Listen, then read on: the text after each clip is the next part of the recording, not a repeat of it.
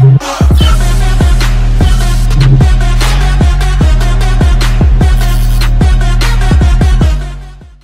on est de retour à Ici c'est hockey pour notre deuxième entrevue de la soirée maintenant avec Gabriel Leblanc, responsable des communications, marketing, médias numériques des Remparts de Québec, qui occupe également des fonctions semblables avec les Phoenix du collège Esther Blondin. Donc Gab va nous rejoindre dans un instant. Je reçois déjà sa... Un habitué de la plateforme Instagram. C'est pour cela qu'il nous joint si rapidement, n'est-ce pas, Gabriel? Salut mon Matt, comment ça va? Ça va bien, toi? Ah, ça va super, ça va super. Gab, un plaisir de t'avoir sur mon émission. Je suis toujours bien content de me joindre à toi en fait, pour dans tes beaux projets. On a travaillé ensemble au début du Phoenix, en fait. C'est toi qui m'a amené dans cette belle organisation-là. Écoute, Gab, on va commencer avec la mise en contexte. On n'a pas le choix, là. Là, pas le choix. Tom Bordelot qui dit animateur de Sur le Fly. Ça, c'était bon. Hein? Ça, c'était bon. Sur le Fly. Écoute, Gab, on s'est connu il y a quelques années déjà. C'était en 2017, si je ne me trompe pas. Oui. Tu m'écris un petit message sur Facebook qui n'est pas encore Messenger, je pense, à l'époque. Et pour savoir s'il n'y a pas un spot dans notre équipe de com qui à l'époque est très la base, là, c'est moi, Cédric Poulain, et puis Benjamin. Voyons, son nom de famille m'échappe parce que je ne suis pas bon avec ça, mais tu sais de quelle band je parle? Oui, là? ben oui. 3 gars, on est parti avec rien, et là, ça fait plein de fois que je compte l'histoire parce que je viens d'être embauché au collège Esther Blondin et tout le monde me demande comment ça, ils ont déjà vu mon nom quelque part. Donc, je leur raconte que le plan de com là, des Phoenix, là, ça vient de nous autres. Moi, j'avais fait une demi-saison, puis le renfort est arrivé. Et puis, Gab, c'est sincère ce que je te dis, puis c'est pas parce qu'on est en onde. Quand tu es arrivé, c'est là que tout a décollé. Là. Après ça, on s'est mis à plus juste faire la description des matchs. C'est devenu... Il y avait le gars des articles, parce qu'au début, c'était ça. C'était moi à la description, Ced à l'analyse. Puis là, tu étais là avec ton ordi. Tu sortais toutes sortes de stats. Puis des fois, je pense que tu remplaçais Ced. Ouais, c'est ça. À un moment donné, je pense que tu l'as tassé même. Ben, écoute, je sais pas. Je sais pas comment ça s'est passé. C'est un genre d'affaire de même, mais là... Ben, pas, écoute, ça...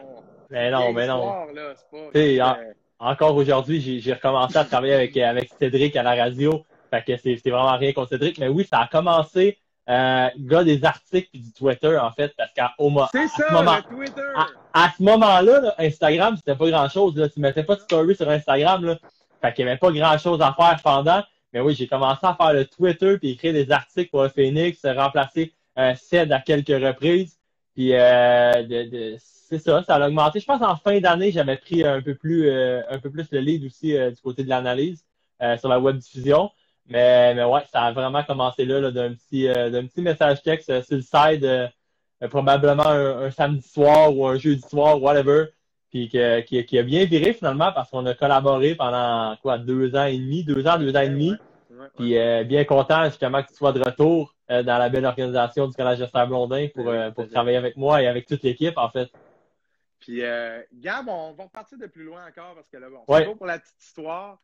Mais tu sais ce que je considère un peu comme moi, comme Tristan Mac, comme Charles Camiran, comme un gars qui s'implique depuis des lustres, là. Ça fait vraiment un bout, depuis que tu es très jeune dans ton adolescence, que tu cherches, puis je comprends ça, là, puis c'est pas pour rien qu'on a déjà travaillé ensemble, puis qu'on s'entend bien, tu cherches à créer quelque chose. Toi, tu as compris, mon gars, que si tu veux te rendre à quelque part, tu n'auras pas le choix, là. Va falloir que tu t'obliges les gens, que tu te rendes indispensable, que tu te rendes attractive, attrayant pour eux. Parle-moi d'où te vient cette passion-là. Comment ça a commencé, tes implications dans le gros monde du showbiz, médias, sport, etc.? Ouais. Mais écoute, à la base, là, c'est passionné de hockey. À la base, c'est le gars qui a joué au hockey toute son enfance, le gars qui a écouté probablement plus de matchs de la Ligue nationale et du Canadien que 90% de la population québécoise. C'est de là que ça part. Mais le tout a vraiment commencé, je te dirais, autour de 13-14 ans, là, quand tu commences à aimer écrire des textes sur le hockey, aimer écrire sur des transactions, analyser des matchs et tout. Ça a commencé là-dessus sur plusieurs plateformes, des petits blogs de l'époque. C'est quoi tes premiers sites? Écoute, dans mes premiers vrais sites, là, honnêtement, c'est Paramount Hockey avec Olivier Gervais qui est rendu maintenant avec Zach Foucault, ancien de la Ligue nationale, avec Living Sissou et tout. C'est dans mes premiers vrais sites, du site avec lequel justement j'ai été accrédité à l'Armada de Blainville-Boisbriand. Ça a vraiment ouvert une porte pour moi en fait, parce que comme tu le dis, dans le monde des médias, faut que tu ouvres ta porte. Mais si t'es pas là, tu peux pas l'ouvrir ta porte souvent. Fait que c'est comme ça que j'ai réussi à m'ouvrir des portes. Ça a aussi commencé à la radio, CHAI. Je me rappelle même plus du poste. Je pense que c'est 101.9, quelque chose comme ça. C'est une petite radio. Quelque chose de même, mais oui. Petite radio à Châteauguay. Je faisais des chroniques sportives. J'ai eu des accréditations à tellement d'endroits. Puis c'est comme ça. C'est avec ça que tu avais toutes tes passes. C'est comme ça que j'ai. Tout ça, là. Ouais, 2 World Juniors, dont un avec Fred Gagnon, ton bon ami. On a eu tellement de fun. Faut falloir, on en parlera. Tu parleras à Fred de Maxime Suchko. Ben, il m'en parle encore. Je connais par cœur l'histoire. Mais c'est ça. C'est comme je te disais, pour revenir à la base, là, faut que tu sois là pour ouvrir tes portes. Mais oui, moi, ça a vraiment commencé là, avec des petits sites, des petits blogs. Ensuite, vers l'âge de 16-17 ans, CHAI. Et c'est comme ça que ça a déboulé par la suite là, avec en fait, quand tu m'as ouvert la porte du Phoenix, c'était la Gesta Blondin. Non, c'est pas je prends pas le crédit, là. T'es venu cogner. Moi, écoute, honnêtement, à ce moment-là, moi, j'ai cette mentalité-là, puis c'est une parenthèse, là, on ramènera pas ça à moi, là. C'est moi qui t'interviewe présentement. Mais j'ai cette mentalité-là de, lorsque je crois que quelqu'un est bon, souvent, je lui tends la main. Un peu en me disant, fort probablement qu'un jour, ça va me revenir. C'est un peu une manière de témoigner à la personne que, j'ai confiance en ses moyens, que je l'estime d'une certaine façon. Puis sans nécessairement dire que je fais les choses pour avoir des choses en retour. Je pense qu'à ce moment-là, je me rappelle quand tu m'avais contacté de faire « Oh, lui, si c'est pas moi qui le prends, ça va être quelqu'un d'autre. » Puis si c'est pas avec nous qui travaille, plus tard, je vais le regretter à quelque part parce qu'il va... Si c'est pas avec nous, ça va être avec quelqu'un d'autre. C'est le genre de trucs que je pense qui se remarquent. Et à ce moment-là, quand tu as commencé avec les Phoenix, avec la radio, ça s'en venait plus formel un peu que Paramount Hockey, c'est quand même assez c'est ça. Là. Mais mettons, je suis sûr qu'il y a eu d'autres sites. Là, oui. Il y a eu du Patrick Paul, là, je suis pas mal sûr. On a tout passé par là. On fait une parenthèse dans ta parenthèse, là. Le genre de site que tu veux pas nommer.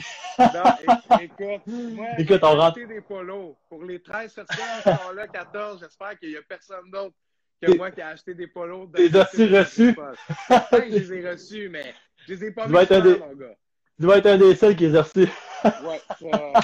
Écoute, parce que moi, j'étais directeur adjoint à ce moment-là. OK, avec le gros poste. C'était en haut de la pyramide, tu comprends, c'est pour ça. C'est bon, mais oui, comme tu le dis, il y a eu des sites, des plus petits sites. Puis là, on parle de Patrick Paul. Comme, tu sais, ça, c'est un petit site duquel on peut pas être fier, mais il y a eu des petits sites de passionnés aussi. Là, je pense à Jean-Simon Marchand qui avait Hockey Action, si je me trompe pas. Là-dessus aussi, j'ai écrit des textes. Un autre bon Jean-Simon aussi, dans le langage de hockey, là, un bon tryhard.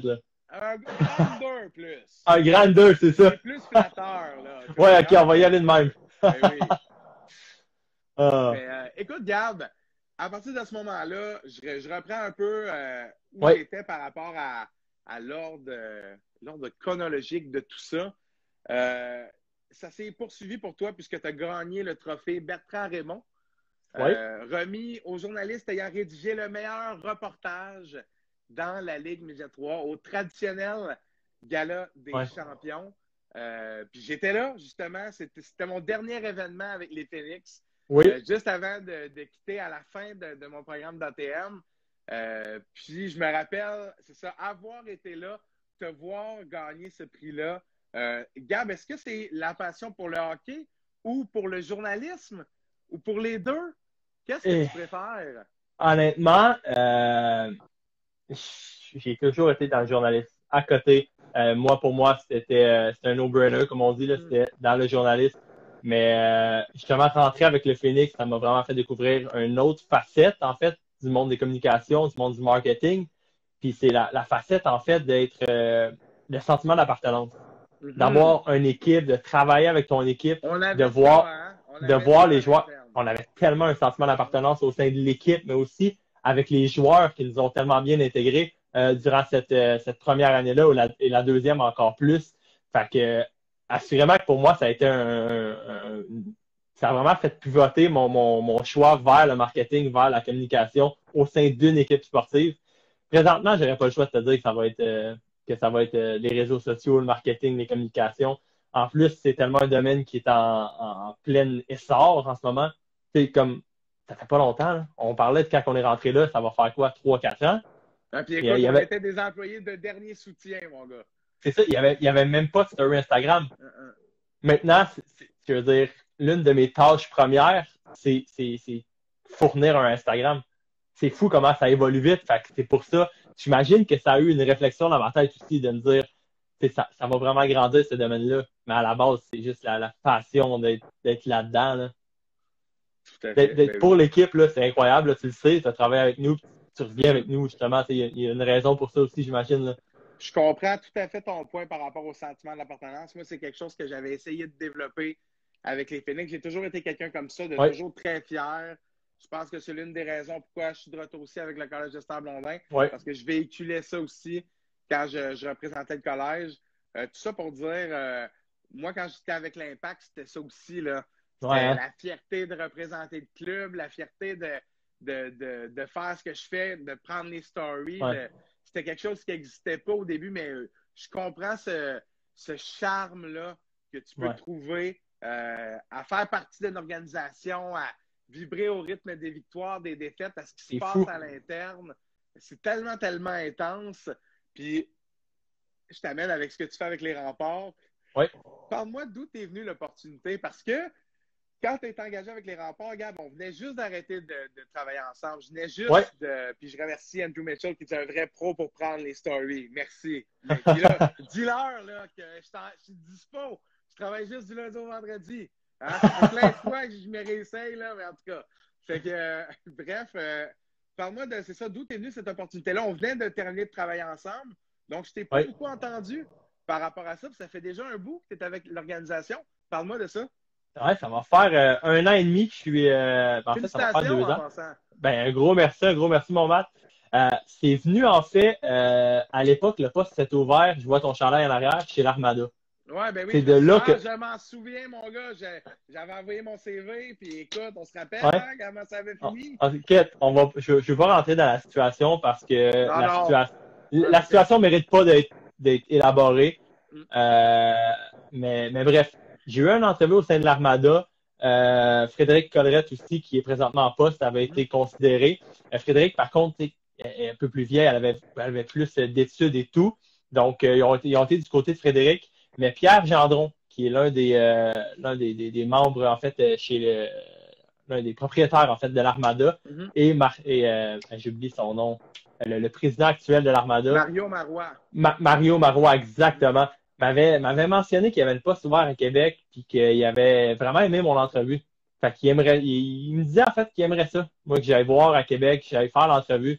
C'est sûr qu'au début, je te cacherais pas que je me disais, c'est Québec, veux pas, quand t'es jeune. Dès que j'ai fait l'entrevue, ça a cliqué tout de suite. Les Steve Martel, Tommy Castonguay, Nicole Bouchard, c'est tellement des bonnes personnes. Je veux dire, travailler avec Nicole, qui dans le monde du sport, tu peux plus rêver que de travailler avec Nicole. Je veux dire, c'est une encyclopédie du hockey, de cette femme-là. C'est bon d'en parler, la journée de la femme, justement. Mais ouais, c'est venu comme ça. En fait, c'est l'Armada qui m'a référé à Québec. J'ai été faire l'entrevue à Québec. C'est le side, là. Ça, c'est du dans les coulisses, là. Ben oui. Je m'en allais au chalet. J'avais les vieilles bottes, j'étais en vieille shirt toute sale. J'avais l'habit dans le truck. Je me suis changé dans le parking du centre du Vidéotron. J'ai été faire l'entrevue avec le petit complet. 5 minutes après l'entrevue, j'étais retourné en bottes, en vieille affaire, vieux t-shirt. Mais oui, C'est ça. Puis, ouais, c'est ça. J'ai fait l'entrevue comme ça. Direct après, j'avais pas mangé. On était parti tôt. On était au Burger King. Plug à Burger King, là, s'ils nous écoutent. J'ai été au Burger King. Je vais toujours m'en rappeler. J'ai même pas le temps. J'ai été commandé. J'ai été aux toilettes. J'ai eu un appel. Ils m'ont dit, on serait prêt à te faire un offre. Jure-moi là. Je te jure. Fait que mon expérience à Québec a commencé dans les toilettes du Burger King à Sainte-Foy. Ça, c'est hot, par exemple. Il n'y a personne qui sait ça. Il y a personne qui sait ça. Je te jure, tu es le premier à entendre ça. Je ne l'ai jamais dit à personne. Ça, c'est un scoop que jamais un Burger King aurait pu être aussi mémorable qu'une histoire comme celle-là. Non, c'est ça. Je sais pas si c'est un scoop ou un memes, mais garde. Nice. Mais ouais, ça a commencé comme ça du côté des remparts. Qu'est-ce que tu fais exactement avec les remparts, Gab? Écoute. Explique un peu aux gens, parce que même moi, là, quand je dis des trucs en com, là, les gens, ils savent pas ce que ça fait. C'est large souvent. C'est large souvent, mais ma matière première chez les remparts, c'est les médias numériques. Donc, tout ce qui est les réseaux sociaux, bien sûr, le Twitter, Instagram, Facebook, qui est beaucoup de gestion quand même d'un club comme ça. Je veux dire, il y a quand même beaucoup de choses à faire. Il y a beaucoup de programmation aussi plus à faire. C'est une très grosse audience, surtout. C'est ça, c'est pas nécessairement faire la publication qui est long, mais je dirais que plus tu montes de niveau, puis on l'a vu quand on partait des petits blogs, après ça au Phoenix, après ça au Rempart, c'est vraiment que tout est pensé au mot près. Tu sais, c'est pas même le post-game day, c'est pensé au mot près. Tu sais, je veux pas, c'est de la vente aussi. Là. Faut pas se mentir. Surtout les marchés à la GMQ, c'est de la vente. Fait que c'est beaucoup, oui, des réseaux sociaux, mais aussi un bon travail avec toute l'équipe marketing. On a vraiment une très belle équipe de 5-6 personnes en marketing du côté des remparts. C'est beaucoup de rencontres, d'organisation, tu sais, de voir qu'est-ce qu'on pourrait faire pour rendre l'expérience client. En fait, c'est ça le principal but, c'est rendre l'expérience client meilleure. C'est ça qu'on fait en fait tous les jours en temps normal. C'est des rencontres avec notre équipe marketing, de savoir qu'est-ce qu'on pourrait faire, comment on pourrait le faire, préparer la saison, veut pas. Puis aussi savoir préparer comment faire rayonner nos jeunes. Parce que veut pas, on est là pour, oui, couvrir l'équipe, mais on est aussi là pour veux pas un gars qui s'en va se faire repêcher. Tu veux le promouvoir. Tu veux le promouvoir. Tu veux bien afficher. Fait que ouais, c'est beaucoup de réseaux sociaux, mais on touche vraiment aussi au côté marketing là, d'idéaliser, en fait. Pas d'idéaliser, plus de créer, en fait, l'expérience client dans le building, puis les matchs thématiques, les choses comme ça. Puis, c'est intéressant, le côté rayonner. Le côté mettre en valeur certains joueurs, certains jeunes, le côté de la vente, tout ça. Est-ce que tu es à temps plein à faire ça? Suis-tu même l'équipe sur la route? Non, on suit pas l'équipe sur la route du côté de Québec. Je pense pas qu'il y ait beaucoup en fait de clubs qui suivent l'équipe. J'ai des collègues, mettons, dans la ligue présentement, qui sont dans les bulles, puis que c'est plate, mais le budget dans la GMQ est pas toujours le plus gros. Et je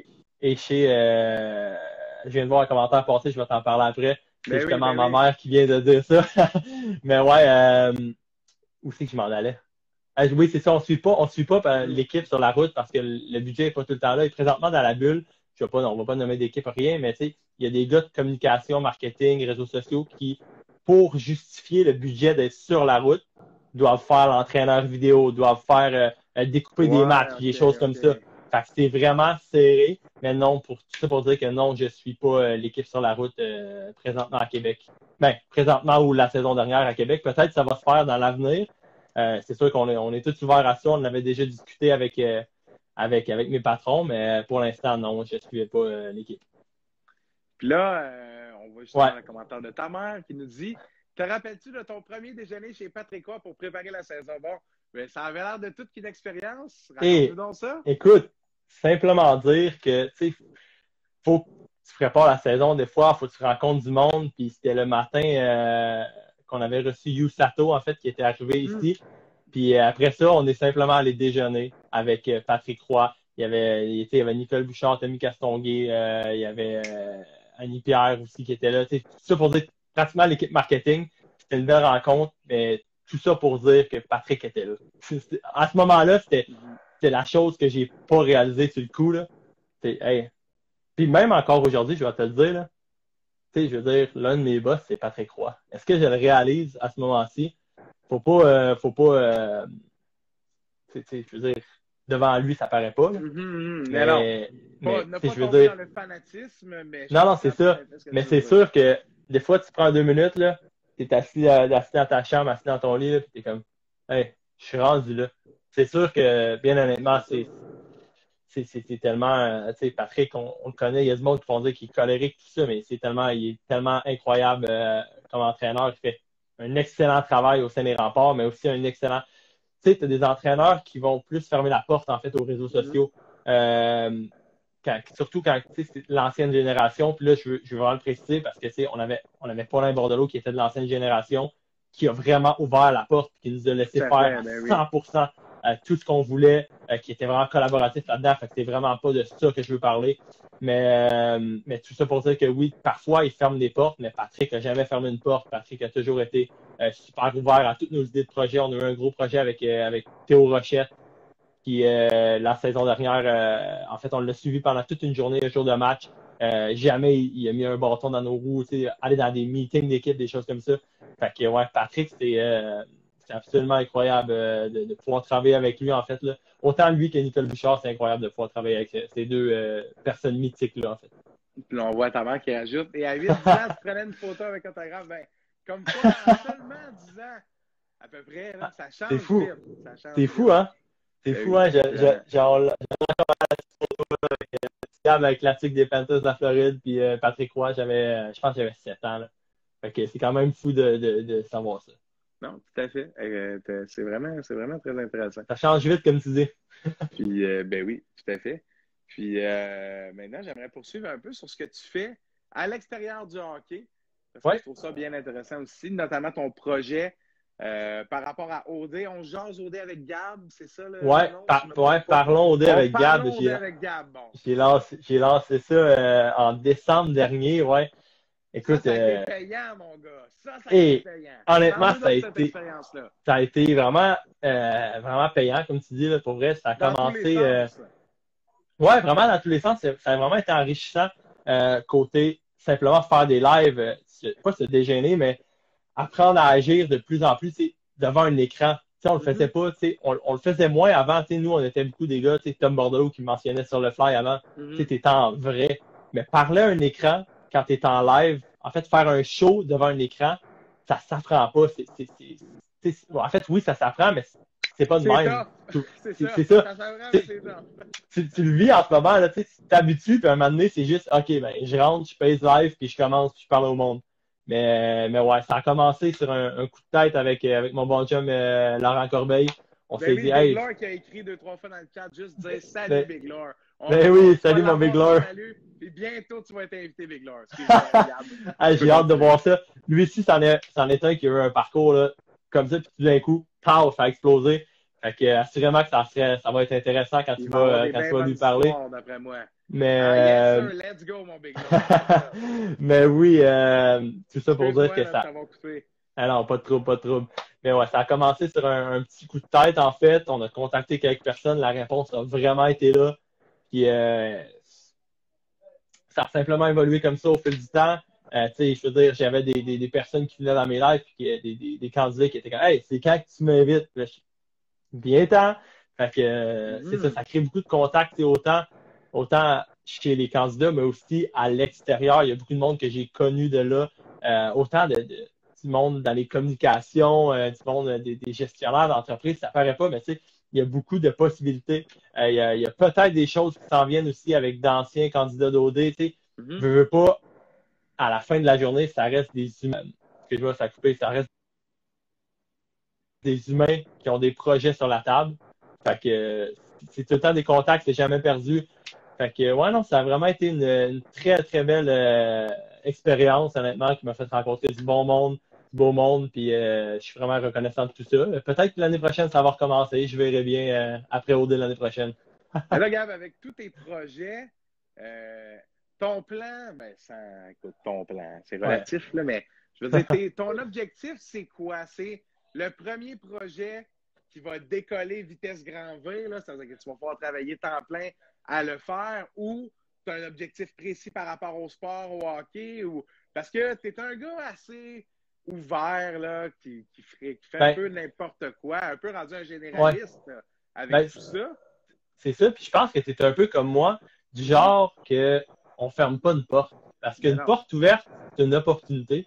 Puis je pense que c'est pour ça que je me garde toutes les portes ouvertes. C'est sûr qu'au final, le but premier, c'est de travailler dans le sport. Là. Je veux dire, tu peux pas sortir le gars du hockey. Ça, c'est confirmé de mon côté. Tu sais, je veux dire, j'ai des milliers de projets sur la table, mais au final, je m'ennuie tellement d'être dans l'aréna, de voir le monde au centre Vidéotron, d'avoir le feeling de hey, on est rendu en prolongation, là, on va scorer, Malatesta va-tu aller scorer, Cormier va-tu. Ça reste. Fait que c'est sûr que je pense que le plan A, c'est rester dans le sport, monter. Si on ne sait pas, la Ligue nationale, c'est le but de tous les passionnés de hockey, en fait. Puis au final, on ne peut pas l'atteindre sur glace, mais si on peut l'atteindre d'une autre manière, ça va être la réalisation en fait d'un rêve. Fait que le plan A, c'est sûr que c'est ça. C'est sûr que c'est la Ligue nationale, mettons, on va dire ça comme ça. Là, tu poursuis tes études, très intéressant en passant. Oui. Tu poursuis tes études, si je ne me trompe pas. Puis là, je vais juste corriger Danick Martineau là, dans les commentaires. Là. Je suis technicien. Hein? C'est une technique la même que toi, Danick, en communication dans les médias. Pas encore directeur, bientôt, mais pas encore. Quand je vais être directeur, je vais mettre des vestons en passant. J'ai averti d'avance mes collègues depuis aujourd'hui. Fait que, non, pour revenir à toi, Gab, fait que tu poursuis tes études à l'Université Laval, à Québec. Tu résides à Québec, c'est ça? Oui, ben écoute, là, c'est différent. Là. Je passe mon temps entre Québec et entre Québec et Montréal. Mais oui, à l'habitude, je réside à Québec. Là-bas, je suis à l'Université Laval, oui, en communication marketing. Fait que c'est sûr que c'est quand même toujours intéressant là, de faire des études là-dedans quand même. Tu le fais, en fait, et tu l'as fait, c'est d'étudier dans quelque chose que tu travailles. Fait que c'est tellement enrichissant parce que tu n'as pas à attendre avant de pouvoir mettre en place ce que tu étudies, en fait. Fait que, ouais, assurément que pour moi, c'était un no-brainer, comme on dit, de continuer là-dedans. Fait que tu vas aller chercher ton bac? Oui, je m'en vais chercher. En fait, ben, je commence, là, je fais 2 certificats. Ensuite, je vais transformer ça en bac. Mais ouais, je suis pas pressé parce que, tu sais, c'est sûr que là, on travaille à temps plein avec les remparts, on met beaucoup de temps avec le Phoenix. Fait que, ouais, je suis pas pressé, mais on avance à petits pas, puis ça va mener vers le bon chemin. Bien, tout à fait. Puis, Gab, en terminant, si tu avais un rêve, un endroit, parce que là, je sais que tu m'as parlé de la Ligue nationale de hockey, je comprends, mais si tu avais un poste de prédilection que tu voudrais occuper un jour, ça serait quoi? Parce que, honnêtement, Gab, moi, je te vois faire plein d'affaires. Je te vois animer la semaine des 4 Gabriel. Je te vois au 91-9 Sport animer la chambre. Je te vois directeur communication marketing dans l'équipe dans le junior. Il y a plein d'avenues, là, mais le petit gars là, qui aimait le hockey, là, il voudrait-tu travailler pour le Canadien? C'est ça ma question. Ben, écoute, c'est sûr que le gros rôle, le rêve, au final, c'est Paul Wilson qui l'a en ce moment, le VP marketing du Canadien de Montréal. C'est sûr que c'est le rêve présentement. Tu peux pas. Tu le sais, c'est probablement dans tes plus grands rêves, toi aussi. Là. Imagine-toi soulever la Coupe Stanley sur la glace du Centre Bell comme VP marketing du Canadien. C'est sûr que c'est le rêve. Autre que cela, il y a plein d'avenues qui pourraient être là, mais si tu me demandes un poste, assurément que c'est simplement fait travailler au sein du Canadien de Montréal en communication marketing. C'est sûr que je m'en vais par là, c'est assurément. On va se battre, Gab. On se bat, pour la job. Non, c'est vrai, mais... Ben non, hey, on collaborera ensemble, on la lèvera à deux la coupe. Toujours, sans stress. Si un des deux se rend là, en espérant que l'autre soit dans l'équipe adverse, soit pas trop loin dans l'organisation. En tout cas, c'est ce que je nous souhaite, en tout cas. Je suis pas inquiet. Puis, fait que merci, Gab. Bon, on est déjà à la fin de notre temps. Oui, ben, gros merci à toi, Matt, de l'invitation. C'est très bon ce que tu fais. Honnêtement, je suis ça, le chapeau. Je sais comment ça peut être difficile, en fait, de tout le temps booker un horaire, tout le temps prendre ton temps, tous les lundis soirs, tout. Je sais à quel point ça peut prendre du temps, en fait, puis chapeau, tu le fais à la perfection. T'es très gentil, mon ami. Je fais ça par passion, sérieux, là, c'est vraiment le fun. La réponse est bonne. Puis ben oui, je vois Igor qui dit j'ai manqué. Igor. Mais ça va être disponible, Igor, en rediffusion dans quelques instants seulement. Puis sur toutes nos plateformes, même Facebook, Spotify, Google Podcast, je me plug là, live. Là. Oui, ça va tout être disponible à partir de demain. Puis je te remercie, Gab, pour tes bons mots. Puis à mon tour maintenant de te lancer des fleurs. T'es un travaillant, mon gars, comme il en existe très peu. J'ai dit à Francis que c'est un passionné de hockey comme il en existe peu. Juste à la dernière entrevue, ben là, ce qui existe peu qui correspond à toi, c'est travaillant. Mon gars, honnêtement, tu as gravi les échelons avec un mérite qui est indéniable. Tu es où tu es parce que tu as choisi de te rendre là. Tout le monde a de la chance. Là. J'en ai eu, tant là, tout le monde en a. Mais avant tout, je pense que ça vient du travail. Puis c'est sincère ce que je te dis, Gab. Si un jour tu occupes l'un des postes que tu as tant rêvé, ça ne sera pas parce que tu es talentueux, pas parce que tu es chanceux, mais bien parce que tu travailles, et combiné des deux autres aussi, là. Mais parce que tu travailles et tu sais comment placer tes choses, tu as une intelligence pour faire ça et en haut de la moyenne. Là. Moi, c'est quelque chose que j'ai toujours remarqué chez toi. Puis c'est pas pour rien que je t'invite sur mon émission pour que tu nous parles de ton parcours. C'est une manière de placer, de jouer ton jeu, mon gars, qui font que, ben écoute, t'es une main d'avance sur les autres. Hein? Quelle belle métaphore. Fait que voilà, fait que je te remercie beaucoup, puis je remercie ta mère qui dit vous avez fait votre chance. Ben ça, c'est sûr. Parce que pour reconnaître des mentalités comme ça, ben il faut en avoir un petit peu, tu sais. Exactement. Un gros merci, mon Matt. Fait qu'on se reparle très bientôt, Gab. Bonne chance dans tous tes projets. Puis moi aussi, je suis ça, là, les lives d'OD et tout ça. Là. C'est cool de te voir aller. C'est cool d'avoir tes photos Insta avec 50 commentaires, 25 comptes vérifiés. Je sais plus trop qui, TikTok famous. Je termine avec ça. Toi puis Big Lore, là, lâchez pas, les gars. Puis Big Lore, je vois toutes tes vidéos que tu as faites pour toutes les filles du monde entier. Vous êtes forts, les gars. Un gros merci, mon Matt. On voit tout ce que tu fais, puis on voit tout ce que tu fais, puis toi aussi, c'est bien impressionnant. Attention à vous autres, les boys. All right, salut, mon chum. C'était Gabriel Leblanc, responsable du marketing et des médias numériques des Remparts de Québec, qui occupe des fonctions semblables avec les Phoenix du Collège Esther Blondin. Mes chers amis, je vous remercie pour cette présence sur cette deuxième entrevue de la soirée avec Gabriel Leblanc. Ça a été très intéressant. Merci à nouveau à Francis Boisvert pour son temps, à Gabriel Leblanc également aussi pour son temps pour cette deuxième entrevue. C'est le fun! Vous commentez en masse dans le chat, ça participe, les invités viennent de différents endroits, des amis, des moins amis, des gros noms, des moins gros noms. Il y a un petit peu de tout, puis c'est le fun de voir que vous êtes quand même relativement au rendez-vous, peu importe qui est là. Donc, merci, chers amis, au plaisir de se reparler mercredi, parce que vous savez pourquoi? Ben, c'est le retour des collaborateurs, hein? Mercredi. On était en congé la semaine passée, puis là, ben, ils sont de retour. Puis ça a l'air que Simon Bédard nous a préparé un dossier spécial. Manquez pas ça, à mercredi.